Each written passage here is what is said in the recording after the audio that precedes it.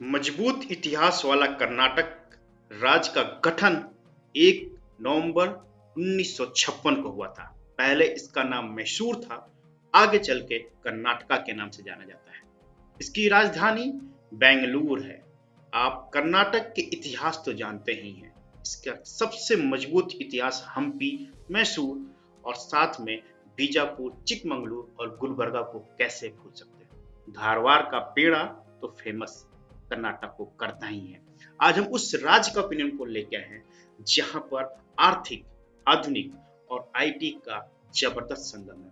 वैसे तो भारत का ये संपन्न राज्य में काउंट होता है, लेकिन यहाँ पे शिक्षा और स्वास्थ्य पे काफी काम करना बाकी है।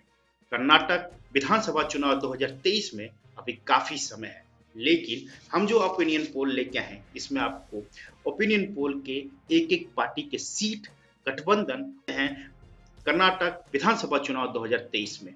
सबसे पहले बता देते हैं यहाँ की कुछ पन्नों की। यहाँ पर 15वां विधानसभा चल रहा है। 7 बार यहाँ पर भंग हो चुका है विधानसभा।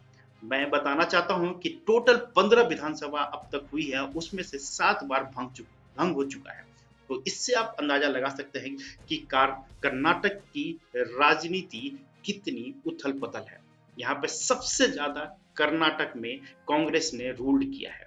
कांग्रेस मतलब कि हर वो बड़ा नेता जो देश की राजनीति में कुछ महत्वपूर्ण हिस्सा रखा रहता है, वहां से एक बार जरूर कर्नाटक से होके जाता है। जनता दल सेकुलर, जिसको आप बोल सकते हैं एचडी देवगौड़ा की पार्टी, जो बीजेपी के साथ भी सहयोगी रह चुका है और कांग्रेस के साथ भी यहाँ पे सहयोगी बन के रह चुका है। तो उस कर्नाटक में उस विधानसभा चुनाव में विधानसभा सीट कितना है, 224 वाले विधानसभा सीट में से 113 जिसके पास होगा उसको बहुमत आराम से मिल जाएगा। तो कर्नाटक में जो टोटल सीट है विधानसभा 224 और बहुमत के लिए 113 की जरूरत है। अब बात करते हैं इन तीन पार्टियों की, बीजेपी, कांग्रेस और जेडीएस। सबसे पहले बता दें कि इन्हीं तीनों के तिक्रम से कर्नाटक की राजधानी पिछले 20 साल से चल रही है। एक समय ये था कि कांग्रेस का एक छत्र राज मानने जाने वाला, फिर यहाँ पे जनता दल सेकुलर आया और फिर बीजेपी। बीच में जेपी आंदोलन का भी काफी माहौल बना था और उस वक्त यहाँ पे जनता पार्टी की भी सरकार काफी मजबूती से 2 से 3 टर्म बिताई थी। लेकिन इन्हीं आने वाले 2023 में इन्हीं तीन पार्टियों के बीच में फाइट होगी, बीजेपी, कांग्रेस और जेडीएस के बीच में। अब चलते हैं इंडिविजुअल एक एक पार्टी के बारे में बात करेंगे। सबसे पहले बात करते हैं कांग्रेस की। कांग्रेस जो पूरे देश में एक लीडरशिप की कमी दिख रही है। साथ में सिद्धिरमैया यहाँ के कांग्रेस की तरफ से चेहरा थे 2023 में। वैसे उन्होंने 5 साल यहाँ पे अच्छा सरकार भी चलाया था। सिद्धिरमैया का हारने के 2 कारण माने जाते हैं।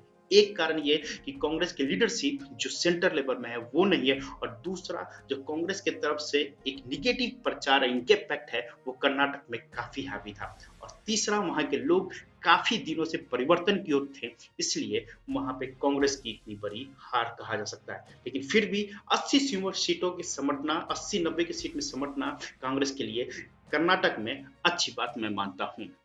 तो सिद्धिरमैया कांग्रेस की तरफ से उम्मीदवार थे। कांग्रेस को हारने का कारण सिर्फ और सिर्फ लीडरशिप की कमी के चलते माना जा सकता है कर्नाटक में। दूसरा, कुमार स्वामी, एच डी कुमार स्वामी जेडीएस के ऐसे एच डी देवगौड़ा के पुत्र हैं और अब यही कर्नाटक में जेडीएस के कर्ता धर्ता है। माना तो इनको एक बार ये भी माना जाता था कि ये किंग मेकर है। किंग मेकर मतलब कि कम सीटों से लाने के बाद भी बड़ी पार्टियों को सरकार बनाने में हेल्प करना, चाहे वो बीजेपी हो चाहे वो कांग्रेस हो। इस बार इन्होंने ऐसा खेल खेला कि कांग्रेस मजबूरी में यहाँ पर इनको सपोर्ट किया 2018 विधानसभा में। लेकिन क्या हुआ ये भी हम आगे के वीडियो में बात करेंगे। कुमार स्वामी जेडीएस की तरफ से सबसे मजबूत चेहरा, और जेडीएस कर्नाटक और केरल में ही थोड़ा बहुत एक्टिव अब आज के डेट में है। अब बात कर लेते हैं बीजेपी की।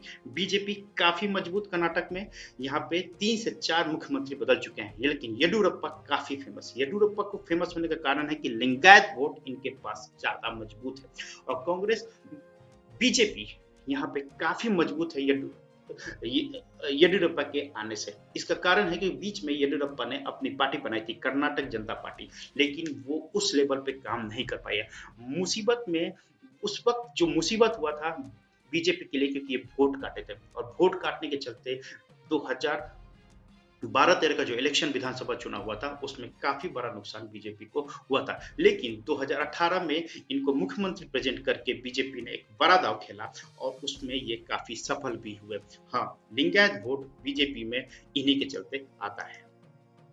अब बात करेंगे इन तीन चेहरों को। देखिए, इन तीन चेहरों से ही आने वाला चुनाव 2023 टिका हुआ है। सबसे पहले कुमार स्वामी का डेफिनेटली 2023 में जेडीएस की तरफ से यही फेस होंगे, लेकिन सिद्धरामैया कांग्रेस की तरफ से होंगी, ये आने वाला समय बताएगा। येडियुरप्पा, मेरे ख्याल से इनका ये लास्ट टर्म है।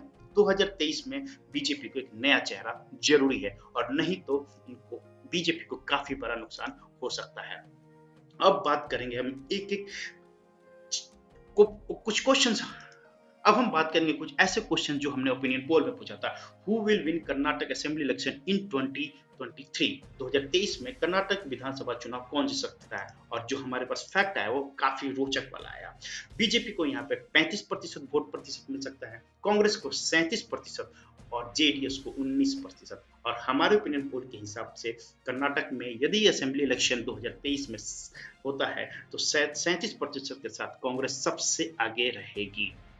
दूसरा सवाल जो सबसे इंपॉर्टेंट था कि अब तक जो जितने सरकारें आई हैं यहाँ पर कर्नाटक में, तो उसमें से सबसे बेहतर कौन है? विच political party having a good rule in Karnataka? और वो भी बहुत जबरदस्त और चौंकाने वाला आंसर था।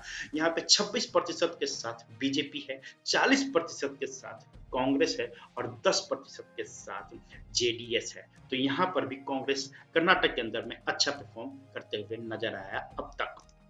दोस्तों, अब जो हमारे पास जो इंपॉर्टेंट चीज है ये है कि हम आपको 2019 की तस्वीर दिखाएंगे और 2018 की विधानसभा की तस्वीर दिखाएंगे। 2019 में क्या हुआ था? 2019 में बीजेपी को 25 सीटें आई थी, 28 में से एक कांग्रेस को, एक जेडीएस को, अदर्स को एक सीट मिला था। तो 28 में से 25 बीजेपी लेके सबसे बड़ी पार्टी थी। ये था 2019 के जनरल इलेक्शन, लोकसभा इलेक्शन का। लेकिन 2018 विधानसभा चुनाव की बात करते हैं। बीजेपी यहाँ पे 104 सीटें जीती थी, सबसे बड़ी पार्टी थी। कांग्रेस 80 सीटें सेकंड नंबर पे थी और Janata Dal secular JDS 37%, independent candidate एक था। लेकिन हुआ क्या कि यहाँ पे कांग्रेस और जनता दल सेकुलर मिलकर सरकार बना ली और 2018 विधानसभा चुनाव में कुमार स्वामी को कांग्रेस ने मुख्यमंत्री बना दिया और उसी के हेल्प, कांग्रेस के हेल्प से यहाँ पे सरकार बनी। लेकिन 2019 के लोकसभा चुनाव खत्म होते होते यहाँ पे बीजेपी की सरकार बन गई। हुआ क्या कि जेडीएस के जो 37 विधायक थे वो तो जेडीएस के पास रहे, लेकिन कांग्रेस के 80 में से कुछ छटक के बीजेपी के पास जाने की कोशिश की। बाद में ये हुआ कि वहां के जो विधानसभा अध्यक्ष थे उन्होंने उन छटकते हुए कांग्रेस के कुछ विधायकों को हटा दिया गया और कोर्ट में यहाँ पे बीजेपी ने यहाँ पे अच्छे से बाउंस बैक करके यहाँ पे अपनी सरकार बना ली। हाँ, बीजेपी को 104 की बहुमत चाहिए थी, वो आराम से मिल गई क्योंकि कुछ विधायक को सस्पेंड कर देने के बाद आराम से बीजेपी को पूर्ण बहुमत मिलने लगा।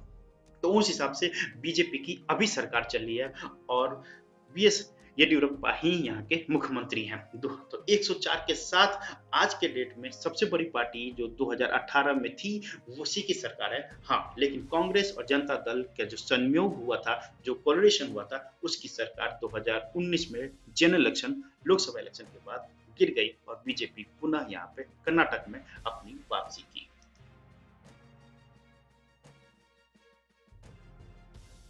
दोस्तों, आपसे रिक्वेस्ट है कि कर्नाटक में सबसे ज्यादा सीट कौन जीत के आएगा और अगला मुख्यमंत्री कौन हो सकता है 2023 में, प्लीज कमेंट कीजिए। अब दोस्तों हम ओपिनियन पोल बताएंगे कर्नाटक का, जो कर्नाटक के 224 सीटों के बारे में बताते हैं। अदर्स को हमारे ओपिनियन पोल के हिसाब से 4 सीटें मिल सकती है। जेडीएस कुमार स्वामी के पार्टी को हमारे ओपिनियन पोल के हिसाब से 224 में से 40 सीटें आराम से आ जाएगी। कांग्रेस को हमारे ओपिनियन पोल से 224 में से 80 सीटें अभी भी मिल रहा है। बीजेपी को हमारे ओपिनियन पोल से अब तक जो हुआ है उस ओपिनियन पोल में 100 सीटें मिल रही है। तो 2023 में यदि इलेक्शन टाइम पर होता है और आज के हिसाब से मुताबिक होता है तो कांग्रेस को 80 सीटें 224 में से, बीजेपी को 100 224 में से, जेडीएस को 40 सीटें और अदर्स को 4 सीटें। अब हम आपको बताते हैं कि जो टोटल 224 सीटें हैं और यहाँ पे 213 का मेजोरिटी चाहिए, तो इस हिसाब से अब तक हमारे ओपिनियन पोल में किसी को मेजोरिटी नहीं मिल रही है। लेकिन हाँ, कांग्रेस और जेडीएस फिर से एक हो जाते हैं तो डेफिनेटली 120 के आसपास आंकड़ा पहुंच जाती है और फिर से इनकी सरकार बन सकती है। तो 2023 में हमारे ओपिनियन पोल से किसी को स्पष्ट बहुमत नहीं मिल रहा है। हाँ, कांग्रेस और जेडीएस एक साथ चुनाव लड़ते हैं तो डेफिनेटली 2023 में इनको बेनिफिट हो सकता है। दोस्तों, ये वीडियो कैसा लगा कमेंट बॉक्स में अपडेट कीजिए, लाइक कीजिए, शेयर कीजिए, सब्सक्राइब कीजिए, बेल आइकन को जरूर प्रेस कर लीजिएगा। हमारी तरफ से जो भी नई वीडियो है उसका नोटिफिकेशन आपको जरूर मिले। दोस्तों, मिलते हैं अगले वीडियो में, तब तक के लिए जय भारत।